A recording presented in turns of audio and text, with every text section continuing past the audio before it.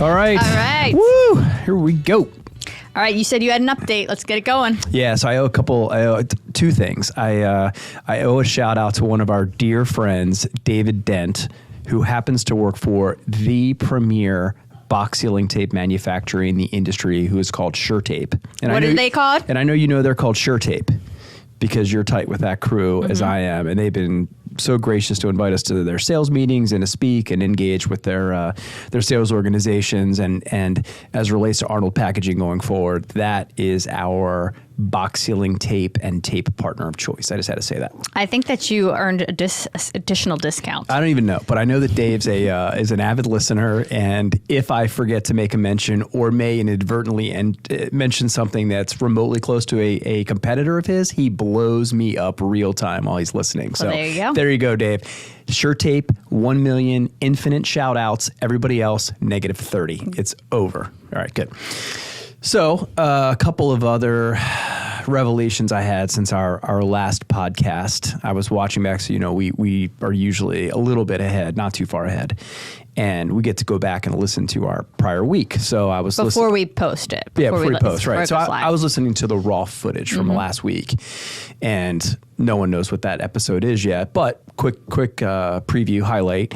We were talking about hobbies and different things and other things we do, and I basically realized I think the thing that punched me in the face the hardest was when I said I get great value out of a spreadsheet and solving data. I mean, I basically said that I like to roll up with a good spreadsheet. And I was like, oh my God, I need to get a life. And then you challenged me, what would it be? And we got back on the topic of singing. And I just want to let you know that I actually booked a lesson to go sing. So thanks to this podcast and you, I started it. And the best thing that I've learned, so here's back to a business moment, is hard stopping things. We talk about it all the time until we hard stop it. Oh yeah, we need to, until we get it on the calendar.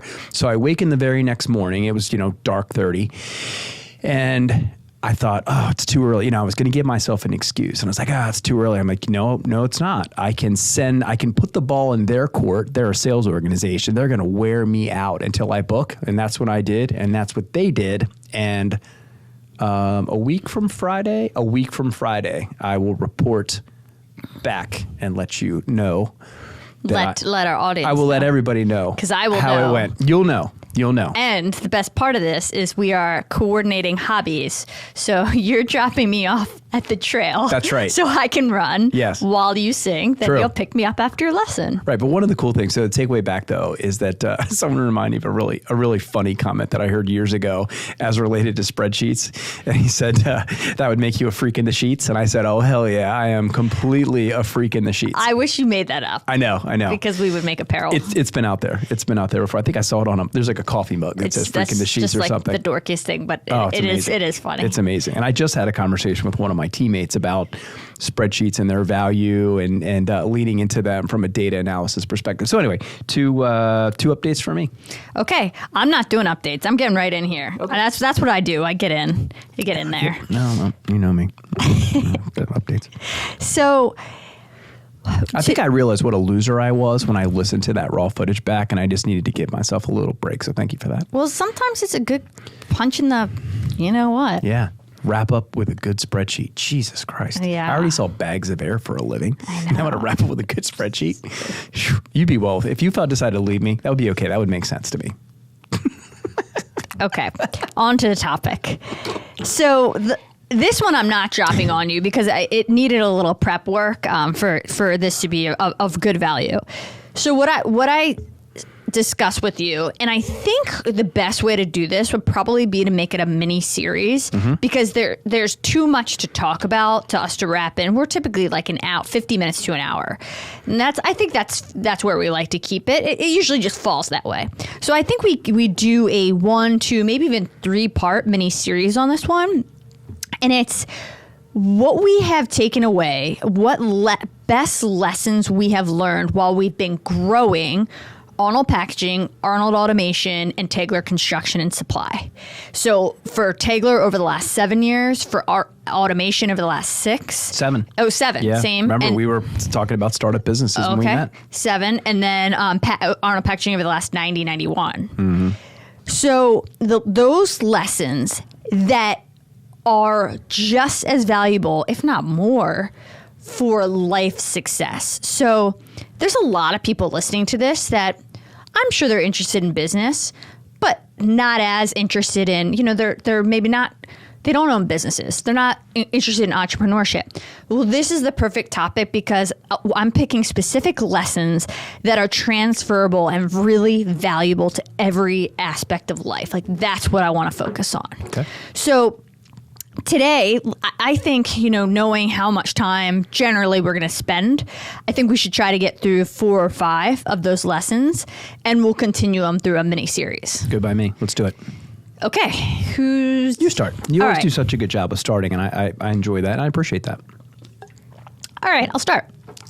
And here's the thing, too. I don't even think we should put a number on it because it would be easy to say 4, and that would be 15 minutes-ish a topic. But, man, some of these we'll keep going till they're so good. This is all feel. We do all this, and none of it's rehearsed. So some of these are so good that they could take a minute to really get through and give them the appropriate attention. Yeah.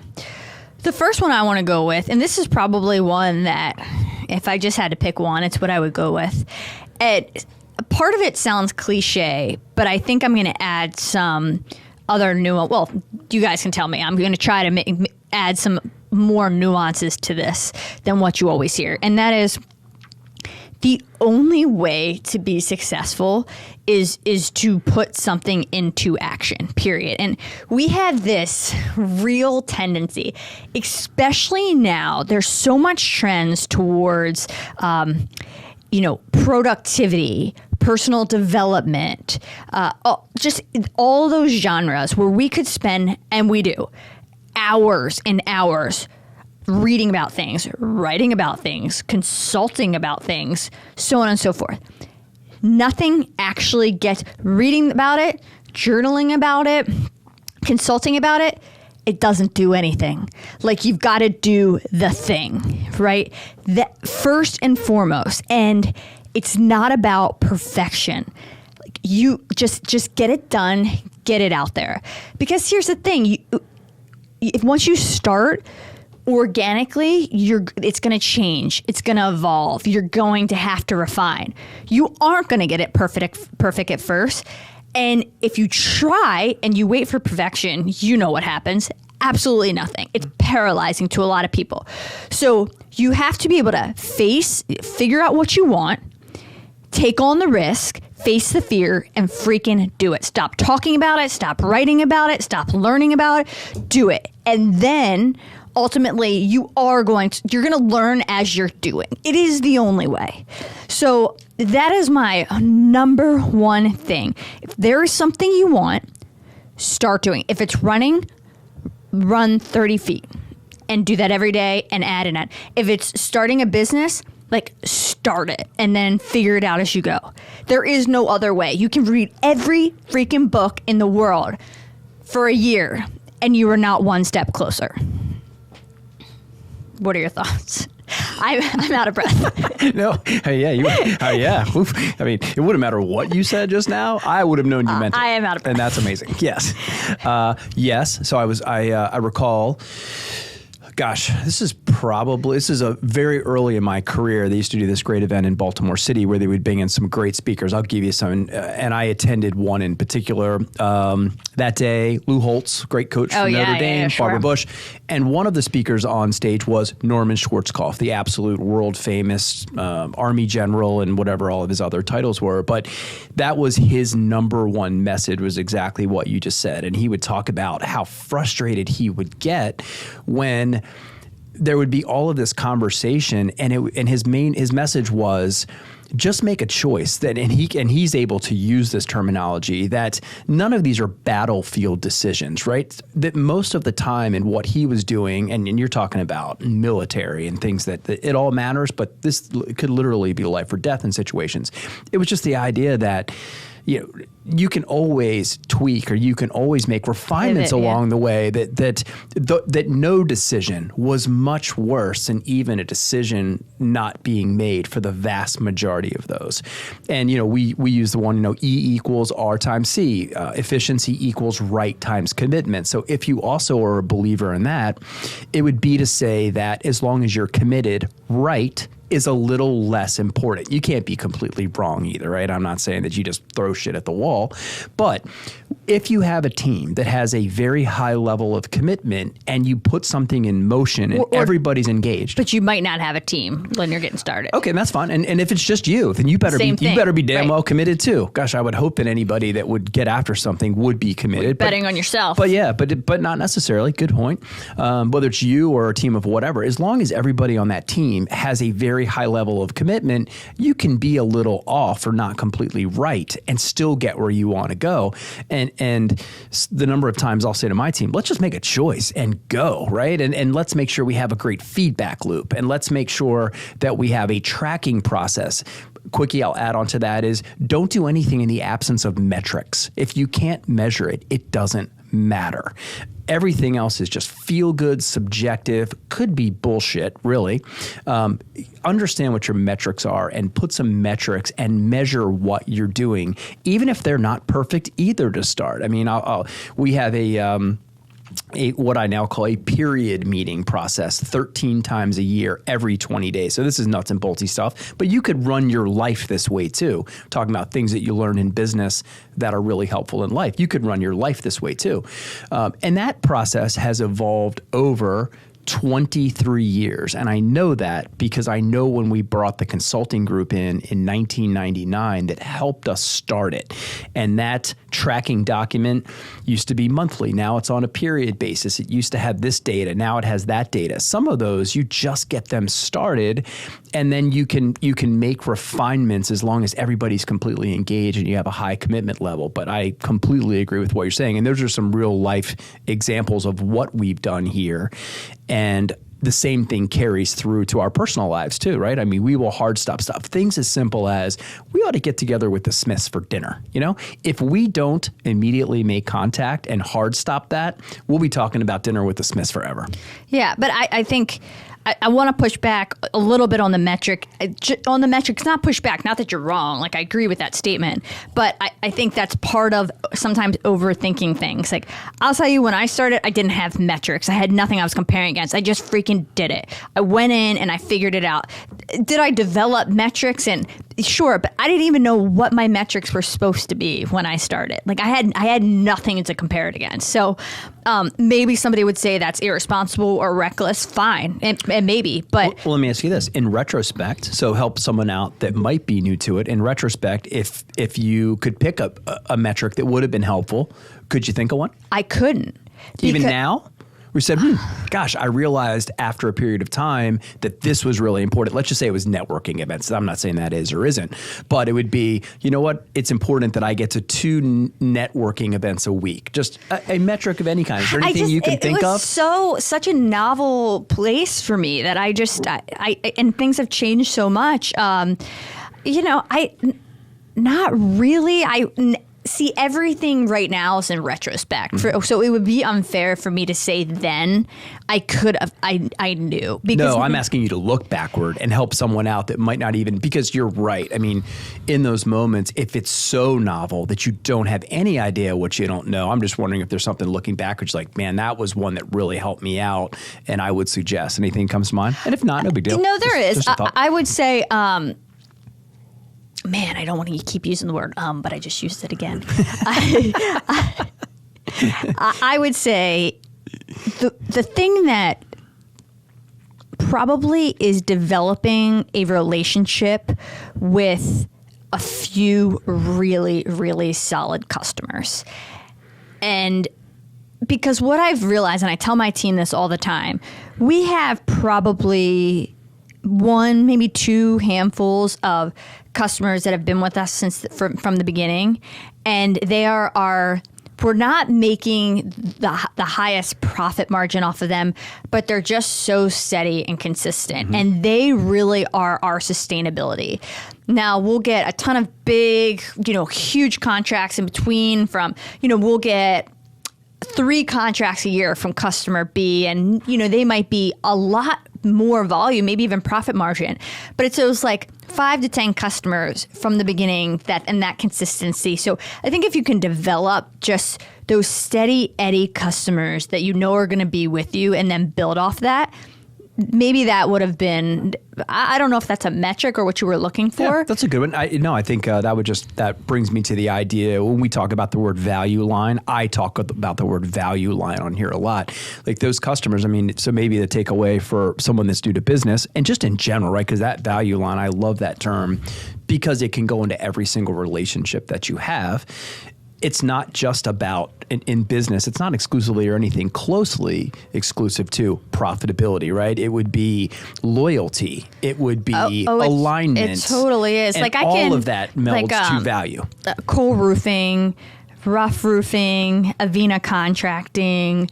I hate, sometimes I hate to name because I'm going to miss, but like those guys have given us a chance from day one and stuck with us. Sure. And those are the ones that just like, we have such a good rapport, and I know we're going to be doing a ton of work together. And again, it's not like we're crushing profit margins with them or anything like that. We don't need, like, those are our just foundation. I like to think of them as just like our foundation, what we can always rely on. So I think that would be maybe that's not a metric, but it's good advice for somebody starting. No, you could build a metric around it, right? I mean, gosh, you'd think about, all right, how many customers that look like this? One of the first things I remember when I was out in the field with Ed Mackel, who started as our VP of sales, we walked out of one of our great customers, top 3, and he was in awe of our relationship and just how we shared resources and how we really had created this great relationship over 25 years. And he walked out and he said, I think I know the answer to this question. Is that what a great customer looks like? So one of those two would be to understand as an early entrepreneur what a great customer looks like. And everything you just said is completely in line with that. And it's not just about return on financial investment. There's all of these other pieces and parts in there that are very valuable to that relationship that you remember. I have to, Glass Industries is another one. I need to mention them because they've been awesome. And to your point, not only great partners and loyal, but so, as we say, frictionless and easy to work with. And that is key. Like, find people that are easy to work with. And I'll tell you, the advice you hear all the time is like, don't do business with people you don't want to sit across the table and drink a beer with. And that's really sound advice, except it's not. It's so easy for me to say that now. When you are starting a business, it's not good advice because maybe it is, maybe it isn't. But here's where I'm going with this. When you are starving for work, you will take on shitty customers because you have to keep the lights on. Absolutely. And I did that. I took on a customer. It was an electrical contractor. And I'm not afraid to say that, and they know exactly who they are. And I was told that they were hard to work with, and the owner was a dick, and he was. And they were we went over and beyond to do the work, to get it done. This is when we were in the GC side of things. So we were actually doing the labor. And we did it, and it was good work. And and it wasn't a huge job, but they immediately went to like a litigious route, right? And I was just getting started, like being sued in and an effort not to pay you. Right? That was the driver. They weren't paying us, and right. like we did the work, we did everything they asked and more. And immediately I was like, I was warned about this. I knew this, but I needed the money. Yeah. So it's really criteria 1 in new business. You'll consider doing business with anyone that's breathing air. Right. If they're breathing air, you'll try to have a conversation. And you have to. You have to. And the truth of the matter is, you have to take the risk and hope it works out. And for me, 99% of the time it did. That 1% of the time, but mind you, we got paid. So I mean, it was just a battle, and I spent way more hours battling it than what was worth in the end. But it helped us survive. So I think this isn't novel. Like, this is a concept and something that people are talking about now more than ever. So I'm literally regurgitating things I just heard on a podcast. But it's just the concept of like, if you're getting started, don't start getting advice from billionaires, right? Because they're telling you about what they remember or what works for them now. Like, that is not what they did when they started. And I feel like for us, you with Arnold Automation and me with Tigler, I'm close enough where like I remember exactly what I did when I started. Like the advice I would give you now, what I'm doing now looks way different, but I'm definitely able to pinpoint like, but that's not what I did when I started. So I like the idea of us giving this advice because it's still so close to us. Whereas like if you're listening to somebody that made it 50 years ago and you're trying to get advice from them to start your business, like it's not relevant. Get advice from somebody 2, 3, 4 steps ahead of you, not 30. Right. Yeah. And to your point, gosh, in the automation division, we're still at it. 7 years old, like you in construction, is infancy in that space versus our competitors and the customers that have been in that space forever. Heck, and I think one of the things I was going to say is that idea of, building the plane while you fly it. That's still, when you are ready, fire, aim. Yeah, right. Exactly. That too, which could be a human resource strategy too if you're doing it incorrectly. But that idea of flying the plane while you're building it. And I will still say that. I said it this week. I said it yesterday in a meeting where some things didn't go our way. A big job that we bid, we didn't get. And we were in that meeting doing soul searching around why we lost, and the customer was great in that they gave us a reasonable exit interview. Well, I'm just trying to understand why it didn't go our way, because we understood this and these things that thought had us in good stead right up until we lost and got zero. And that's the really painful thing about that part of the business is you put $1 million proposal out there, and if they go with someone else, you get exactly zero. Well, not only that, like how much time did you spend? The opportunity costs are massive. Yeah, exactly. I'm not even getting into that. Well, on the construction side, it would be like our pre-con. Like what is all the time we put into the estimating and for you the due diligence and the proposals and all that. Yeah, and such a zero-sum game and different than packaging, just because there's that consumable annuity piece where, all right, so we didn't get the boxes big thing right today, but they'll be using boxes tomorrow, and the market will shift or something will change, and we'll be in a better position to compete, and we'll go back. Not in this situation. Those deals are done. Not to say that they won't consider automation. Our job then is to make sure we did a good enough job to get a seat back at the table, because it's all the respect, all the cred. Just went with A, not B. You happen to be B. But when we get to the next step, robotic palletizing, that's actually a situation here. Then you're going to be right back at the table. Okay, it still hurts like shit. Yeah. And it still pays zero bills, but it is part of that learning process. Yeah. Okay. Well, do you want to, I'll punt to you now. Yeah. I will say this one is something that I'm still working on, but it's the idea of putting yourself in someone else's shoes. And I would say of all of the things that I have gotten better at as I become a more mature, more experienced business leader, it's that human component and trying to understand where people are coming from and doing exactly that, stopping and saying, well, if I was where you are, what would I be thinking? What would I be experiencing? What do I know? What don't I know? And it could be something as simple as, I don't know, you had a really poor interaction with somebody, uncomfortable, awkward, and instead of younger Mick Arnold might have fired back or done something that was not very productive, and ended up fueling something instead of thinking, that was a very unusual reaction for Britt. We've worked together for a long time. That's not what I expected. Younger Mick Arnold would have fired back probably and would have added fire on top of fire versus, I wonder what's going on. Can't possibly have to do with that work thing we talked about, because while it's important, it's not that important. So that's something that I paid a lot more attention to, especially now where one thing that I struggled with when I was a younger leader, I was the youngest person in the room all of the time. So think about a situation where your dad dies at 24, you're thrust into this role to try to keep the company from failing. Every single person around you is older than you. They have to be, right? And when you're now in the room with lawyers and accountants, people that were working with us, that were trusted professionals, I was half the age. The vast majority of the time, I was half the age or less than half of the age. Almost all of the time. So now it's to the point, I've finally been at this long enough, 30 years, where there are people in the room or involved in the process that are younger than I am. And it's actually taken me a while to get my brain around that idea just because it was the other way for so long. So now I actually have to find myself stopping to think about if it's one of our younger teammates, what do they know? What experience do they have? I can't drop in at level 8 when they only ever had the opportunity or the capability to understand level 2. They've only been here for this period of time, or they're new to business, or they're new to our business. So really trying to understand, and it might even go back to the story we tell about, the dog whisperer, right, is understanding your audience and trying to meet them at a level that would have you with a more engaging, more valuable, beneficial conversation sooner than later.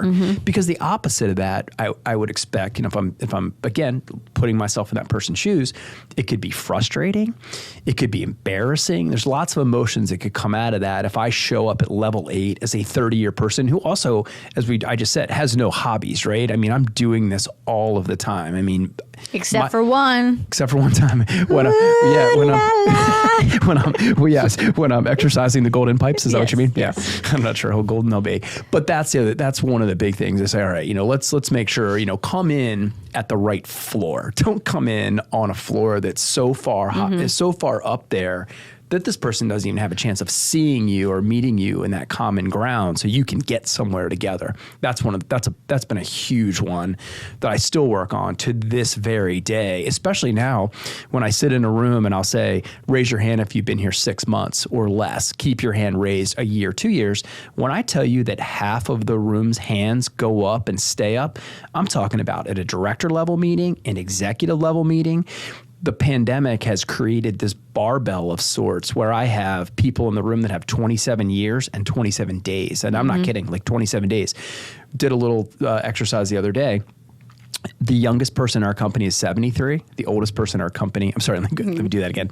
The youngest person is 73. We have a lot of wisdom. You guys have a lot of wisdom, a lot of knowledge. The youngest person is 23. I'm going to be out of breath too after this. The oldest person is 73. So 50 years, 5 decades of people that I am tasked or challenged to communicate effectively with. And I think that's maybe where I started to realize, like, all right, who am I in the room with? And what are we trying to get done? And what level of the building am I going to drop in to meet them as close as possible? Or if I'm above, just a little bit above, so that I can pull them along into being better, doing better by showing them what that looks like. So you're talking when you initially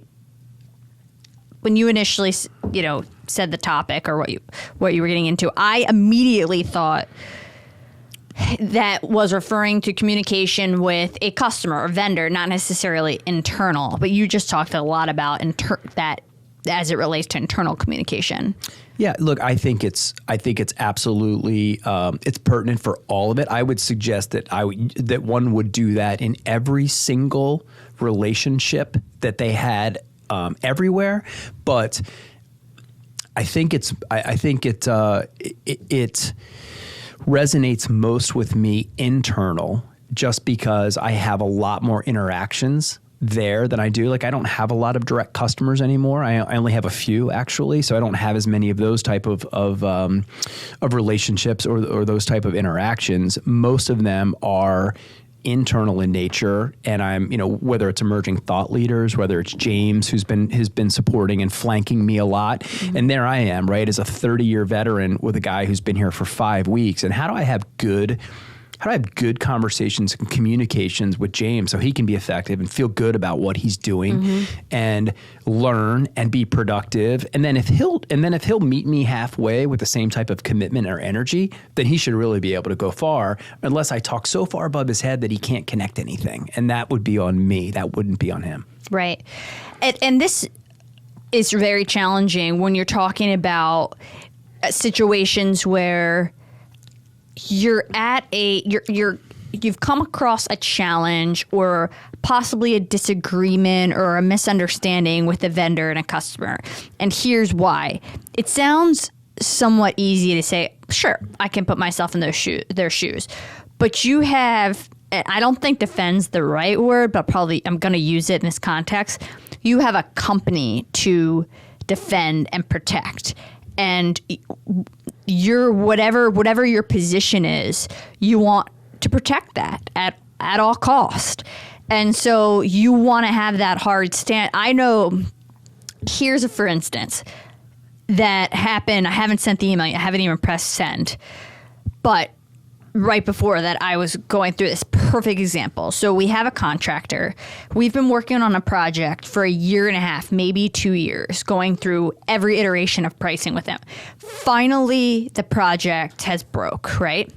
And we got a PO. We're on 1.5 weeks, and they're saying, and it's a 120-page contract. And they're saying, where's the contract? Where's the contract? Materials has to be on site in 3.5 weeks. We've been going through this job for 1.5 years to 2 years, and we're getting squeezed in 1.5 weeks to go through a 120-page proposal, and now you need the material. Seems a little absurd, doesn't it? And unfair. Mm-hmm. At the same time, I think I want to explain that to them. So, and it's not, I don't think it's lost on them. But I also, in that same email, I'm going to be like, listen, but I also understand that you've been working on this contract longer than us. You've been fighting constraints from the owners and probably funding. Did you want to issue us contracts earlier? Sure. So I'm trying to find the balance. I think it's really important to state my stance and say, hey, listen, let's be fair and realistic about this.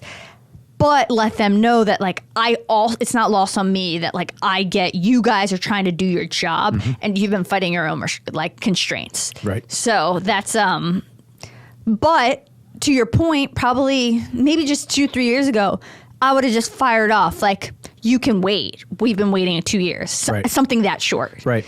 Yeah, I think I think you even just said it as part of your response. It would be something like, while I appreciate your situation, and you do, you do appreciate Absolutely. it. And it doesn't change our urgency. Like, I'm going to fight to get that contract back as fast as we're working with our vendor and waiting for them to make sure they can comply. If our vendor can't comply, we can't. And we just have to do the proper due diligence. It doesn't change whether we had another year before the material was needed or 3.5 weeks. It doesn't change our urgency. We're going to be trying to get this back as soon as possible, no matter what. But I just think you've got to stand up for yourself and your position to an extent, while also being reasonable and understanding of their position. What do you think about that? No, I do. So you brought up a very good point in that.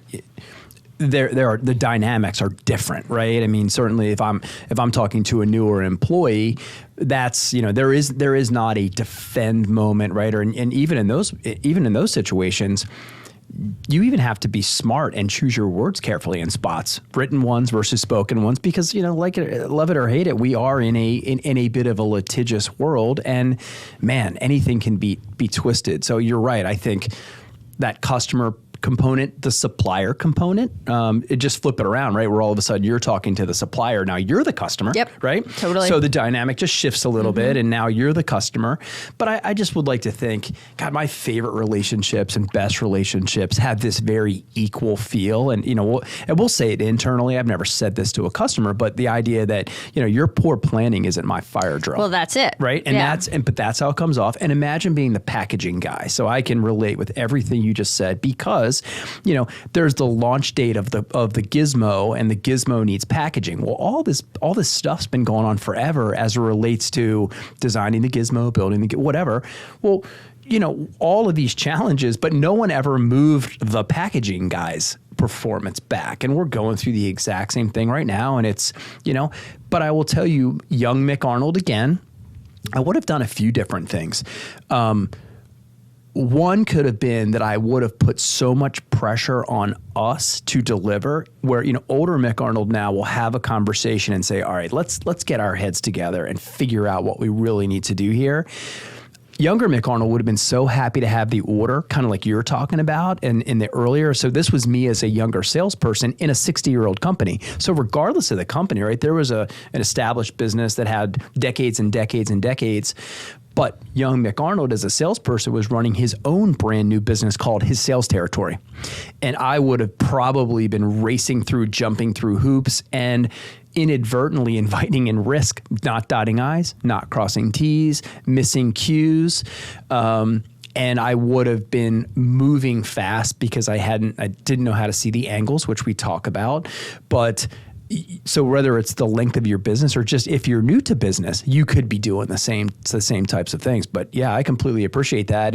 But I still would take the same approach, right? And I will have conversations because a lot of times I'm dealing with, it could be big companies and the individuals that are getting pressure from somewhere else. They're in the same position That's exactly They're right. in the same position. 100%. Some guy in their corner office is screaming bloody murder about delivery. They're just trying to do their job. Yeah, and I'm looking across at them going, hey man, we're in this together, right? How do we collectively keep that guy or girl happy, the one that's in the corner office? Well, that's funny you said that, because the last line, again, I haven't sent the email yet, but my last line was going to be like, listen, I'm on your team, and you know, finish it off. Yes. A couple of points I want to expand on this. You got into very briefly towards the end there, the urgency and the tendency to jump through hoops. And that is something when I first started, even the first couple, maybe few years, everything was urgent. I felt every single email that came in, I was like, it's on fire. Like, get to it. And I would jump through hoops, and I would, and for me, it's coming from a place of fear that I might lose this opportunity that I really need. Now, again, 7 years in, we have the privilege of being able to take the time to do due diligence, be a little bit more selective. When I got started, I didn't have that privilege. So I didn't want to risk losing out on anything. And for me, that meant being like, so everything was like treating everything like it was on fire. Like I had to get to it immediately. I could say that there were things I did that were shortcuts I took that I shouldn't have. But I also don't know if it won me some of the work that I needed then. Mm-hmm. So it would be, again, irresponsible for me to say that's not the appropriate tactic when you first get started. Like, because that has stuck with me to a degree now. Like, we are urgent about everything, but now we just take the proper amount of time to do our due diligence. Now, I will tell you, I had an employee in particular where had that same mindset, would just get things out without like even showing me it, and it was wrong. Mm-hmm. It was, and like so many mistakes were made, and that was part of my lesson to that employee was like, you have a minute, like take one step back. Taking the extra 3 hours to get it right is so much better for us in the end, because we can't take back that mistake. So now that's me teaching some of the young, not even young, maybe newer employees mm-hmm. that come in to take that extra breath or step. But when you get started, that's really hard. And I'm not sure, had I not done that, I who knows? Right. Like, I don't know what would have happened. Well, I think it's fair to say that when you were brand new, one of your differentiators was speed to market. Right. So if that is right, and still is, but very much so, right? Because you had absolutely, if not zero, very limited technical expertise. If you would think about all the things you would consider a differentiator, you hadn't built a lot of those yet. Right. So for you, speed to market and responsiveness and urgency was the differentiator. Right. And I would agree with you, having met you early enough and watching that evolution. I would agree with you that you made some very loyal customers and even followers. Customers being one thing, followers being something even more amazing, because of that urgency and the care. That urgency also has a certain level of care that comes along with it, where you are back quickly, you are engaged, not at a poor quality level, not sloppy. That's the danger of the speed that your newer teammate was working. But gosh, there's just something about that acknowledgement, urgency, and I think urgency in those moments equals care that really is projected onto prospects, new customers. And by the way, we're talking about this, friends, family, well, that's, again, right? Relating it to the real world. To all of it. Right. Yeah, this is all because we're also dealing with people, right? When you have a business card out at a particular time or you're just sitting around watching a Ravens game, those relationships and those interactions, I don't know why they would have to feel different or be different. I mean, you just hit something that's great that I do a lot with customers that I never did when I was younger in business. And just that simple idea of same team. Like I will say that a lot. Someone will say thank you, and I'll say, of course, we're on the same team. It's almost like, what else would I have done? You and I are in this together, and I know it, and you need to know it. And well, thank you for saying thank you. I would never have shown up any differently because we are on the same team. Like, especially in the packaging world, our delivery and your delivery are absolutely in full synchronization. We literally deliver together, right? That's not, we're not using some willy-nilly word called delivery. We are delivering stuff together. So that's something that I recognize that's new, or just having I think the experience and comfort and familiarity has me able to approach back to my piece about putting yourself in other people's shoes, having a better recognition of what other people are doing personally, professionally, and being able to get to deeper understand them more quickly than I did as a much younger human or younger business leader, for sure. And to expand on this conversation, same but different. The one thing I can truly say and feel proud of is that I have never ever compromised on being nice and kind to people ever my whole life. And now that doesn't take away from the fact that hard conversations are had. Like, you have to have a hard conversation. You have to say things that people don't like. But from day one, it has, like, I have never, at least not that I know of, not intentionally burned a bridge.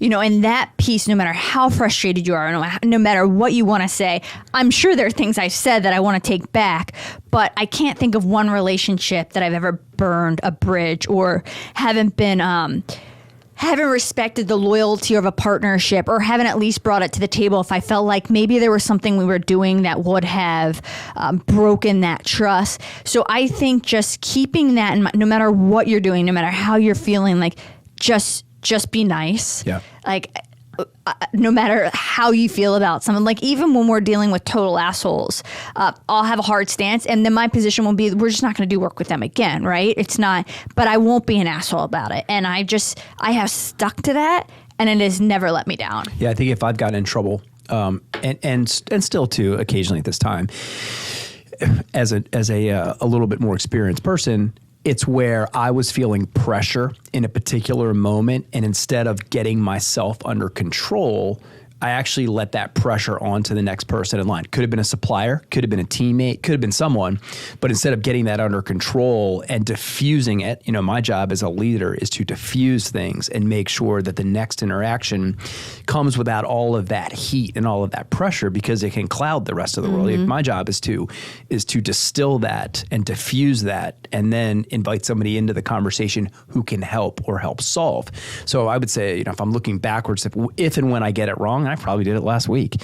I also think the other thing that's different and challenging, when I was new to the market, there was no written conversation, right? I mean, short of writing a letter, think about a world, and you may or may not, Tommy, you don't remember, a world without email, where everything moved. I remember. Yeah. Right? Even in high school, I mean, for us, I didn't use email much in high. I mean, we had dial-up. Yeah, we had AIM was starting. But that's really changed the game, because at least when you were talking to someone, and it could have been on a phone, but it could have been 2D phone, or 1D, could have been 3D person. At least you had the benefit of inflection, right? If I told you to F yourself, there's lots of different ways to say that. There's a chuckling, kidding version, and there's a hard hitting, I really mean this version. Right. And at least you had the benefit of inflection in those interactions, where, man, now I find myself, whether it's email or text, I am generally projecting my understanding based on either who you are to me and what our relationship generally feels and sounds like, or, which is even worse, our last interaction. Or the mood you're in. Or the mood I'm in. Yeah, absolutely. And I do catch myself saying, Mick, benefit of the doubt here, right? And that's so relatable to life, like your personal relationships. You're on you're having this as we always talk about, made up stories. Yeah. And I've always said that is such a great way to disarm somebody when you're having, especially in personal life. going into a conversation that it's a hard conversation, saying, listen, this is my made up story, but this could be my made up story, but this is how I'm feeling. Right. You completely disarm somebody when you say that. And I think that leads to a great open conversation. Yeah, no, but that's back to that comment about youngest at 23 and oldest at 73. Think about how much communication has changed in that period of time. And I think it just complicates things a little bit more. And that's before you get into, how easy it is to fake and false things now too, right? Whatever all the different methods are I don't know. It's the evolution of communication between us as humans and mammals for the next period of time is going to be something. It really is. Yeah. So that's mine. That's one of mine. And well, we've gotten through a whole whopping 2. I told you. These are great topics, right? These should take a minute to get right. Well, we've also expanded on many different routes, and actually, we've hit more on several of mine, like honing in on one topic and then taking little tree branches out. So we've hit on others. Let's do one more of this because this feels good, and I want to talk about it. And this is another one I feel so strongly about. There is this notion these days, there's something underlying about, we had a whole podcast episode about this, but that hard work as an enemy, as toxic. And this is something that goes, like, I never thought hard work would be something that people would start fighting against, and this is one of those pendulum issues. But the reality is that when you are starting, that is all you have. And to take that a step further, there were so many things that I said yes to. Like you hear all the time, create a niche. It could be a product or a service. Stay in your lane. Make sure you're only saying yes to things that you know how to do really well. I did not abide by that. I said yes to so many things where I didn't even know how to get the product yet, right? I'm telling this customer I will deliver the product. I didn't even know where to get it yet. And you have to be resourceful, hungry, and scrappy in the beginning. There's no reason for anybody to use your product or your service when you're just getting started. You have no history. You add no value to this person yet. I'm sure they have a lot of other people to go to. So you have to take what you can get. You have not earned the right to cherry pick and figure out what you want to do. Eventually, when you start taking all these things on, you're going to learn what you're good at and what you suck at. And then you're going to have the opportunity and the privilege to hone in on those certain things. But you have to simply outwork it and say yes to a lot of things that are outside of your lane, period. That's just the way it worked, and it works. And there's something that I was thinking about. There was a LinkedIn post, and this is no disrespect for this woman who started a business. In fact, it's incredibly awesome. Started a business in the construction space. And she wrote something about she's excited to finally have work-life balance. And I wrote something celebrating that she started a business, take the risk on, but you're going to lose even more work-life balance than you've ever had in your life. Don't start a business to get work-life balance.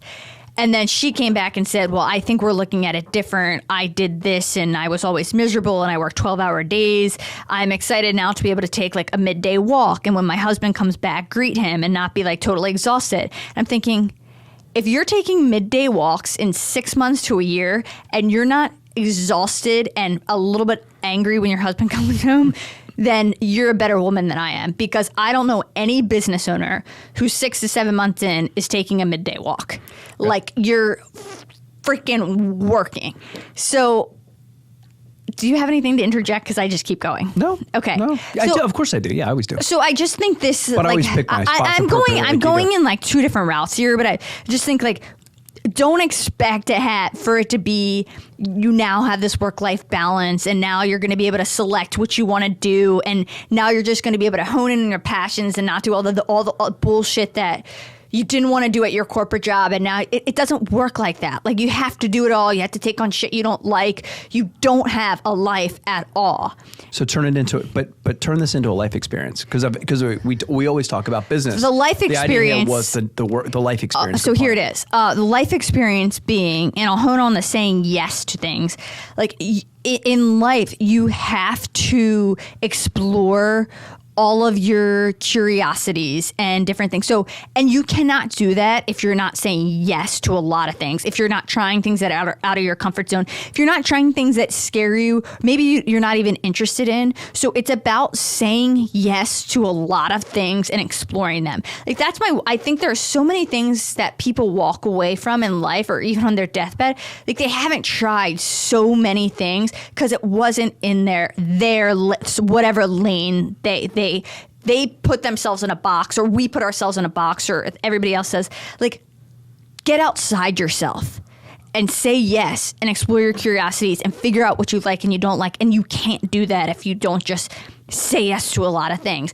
And you've got to put the work in to figure it out. It's not easy. Well, I think for some people too, and I think that's easier. Our personality types are very much that way too. I would imagine there's a fear component for some people as far as saying yes to things, and you will fail. Oh yeah, sure. Hard. Yeah. Well, let's just say, for example, though, there's whatever all those different experiences are. I recognized. I'm going to start with business, but also how it dovetailed into everything else. I would kid and say, when I got involved in the business, we were 65 years old, 60 years old, something along those lines. But for a company that was as old as we were known well by certain customers that relied on us. But in the market, despite being a 60-year-old Baltimore business with one zip code, we were pretty stealth. Who wants to be a stealth company? Jesus Christ, that's the exact opposite. You want to be. And so in that exact vein, started saying yes to lots of things and getting out there and realizing what I didn't know. I only knew my tiny little shell, but the singing thing that we're talking about, having grown up one way and trying to explore all these different things. The last episode was pretty hard hitting when I went back and listened to the raw data and realized that I was going to wrap up with a spreadsheet. I was like, Jesus Christ. I'm not going to be here forever. Nobody is, but I'm closer than further now. If you look at the way Brian Johnson is, the way it works. Who? He's going to be around forever. He's going to be here forever. He's not going to die. Well, at the speed at which healthcare is working and the dots that AI is going to connect, that could very well be the case. But I completely agree. And God, getting out of that, whatever that mundane piece would be, and not experiencing new things. Or the other way too is only doing it on a gizmo or a device. Not actually getting out into the three-dimensional world and experiencing it and all the awesome humans that are there too. Because that's really the differentiator. When we travel, it's the people. It really is. There's lots of pretty things on this big rock that we all live on. But the people are what really give it the texture for me. But I'm gonna pull it back in here as a wrap up. So the one thing I will say, when people start businesses, myself included, everybody, you have this vision of what your company is going to be. And a lot of people want to stay, they want to follow that vision. They want to pick jobs that are aligned with that vision. Like, thank God I didn't do that, because we've expanded and I took on so many peripheral things that weren't in my direct line of sight that have worked out for us. And so hold that vision, I would say, loosely when you're getting started. You've got to take on those opportunities. And I think that's because you might not survive if you don't, truly. Mm-hmm. And then the other thing I will add is saying yes to things that you aren't quite capable or equipped or knowledgeable about doing, again, can seem reckless to some people, or even maybe manipulative to a customer that you're telling you can do it. But if you care enough and if you're willing to outwork it, you will figure out a way. It's just something when you're a starving entrepreneur, you do figure it out, no matter how scary it is. Do you get the job done incredibly well and as good as a very experienced company? No. Like, some of our GC jobs that we took on were, I mean, like restaurant jobs in the beginning, that's with all the equipment and I mean, they're not easy. Codes. Oh, absolutely. Like everything. Yeah. But we got it done. Now looking back, and I'm great friends with the guys we did it with, and they know we did everything. We got the projects done. Ultimately, we got them done on time, and I'd say relatively in budget. Were they perfect? Like absolutely not. When I look back now, I would change everything. But you get something about it. I can't explain it. Like you get so resourceful and you figure it out. So when you're sitting here thinking, well, I just don't want to do that, you have to, and you will figure it out if you give a shit enough. Sure, I think, and that's life. Yeah. And just to add on to that, and yes, and like always, if we talk about a lot of times about business being developed by solving a problem, right? That's a great way, and that could also be akin to identifying demand, if you will. They're closely related, but it doesn't mean it's the only problem that needs to be solved, and that you can take on other problems, and you might be able to build that muscle into something that is a very valuable part of your offering in the long term. Same thing about life, I mean, you might find something that, man, you just never been exposed to. The way you grew up, your family did this, they didn't do that. Therefore, you were generally dragged along, because that's what kids are, right? You're dragged along with whatever your family likes. And you might find something, break out of something and find it's where you should have been all along. Or you have a superpower in that space and you happen to love it too. And that would be as good as it gets. Yeah. But you don't know until you try. You don't. All of it, business and personal. Absolutely. And a lot of this comes down to, if I'm thinking, again, I always at the end of our podcast think about common threads and always come back to a lot of this in the beginning. Maybe it's different if you're coming in with a shit ton of money and backing and don't have to worry, but that's not how most of us are coming in. Like I bootstrapped the business, had nothing. And I think that's how a lot of other folks are coming in. And it comes down to like that evolutionary survivorship. Just like if you were out in the wild, like you figure it out to survive and you will do whatever and you get the job done. Maybe that sounds dramatic, but it's really not when you don't have anything to fall back on. Yeah, when your feet are to the fire. And that's, while scary, the best thing that ever happened to me was not having a single thing to rely on. Like your feet are to the fire, it's sink or swim. I don't have anywhere to go from here. Right. And that's how shit got done. Sure. If I didn't have that, I don't know if I would have gotten it done. So when you're in those situations, as many of us are, it could be in a relationship, it could be personal finances, it could be a job, whatever that is. Keep swimming. When you have to survive, you will. You'll figure it out. Yep. So that's what I gotta say. Oof. Well, that was only 3 topics, and man, that was as fast as anything we've ever done. Yeah. That was zippy. Well done. Yeah, I think we could turn this into a little mini series. Yeah. Well, I've got any number of these that are still on my paper here. We could turn this into like a whole season. To get through. Whole season. No, we can. All right. Awesome. That was fun. Yeah. It was totally fun. I love this so much. I can tell. I can tell. You almost came across the table at me 4 times. Maybe one day we'll do this full time, because this would just be, we'll just sit in here all day and record. Well, we could, but we have got to make sure we're also out there collecting things, because the world is changing fast. And I'm just going to sit in this room and just talk about things. All right, cool. Okay. I'm going to go out. Okay. Bye. You report back. Love you. Bye. Love you. Bye.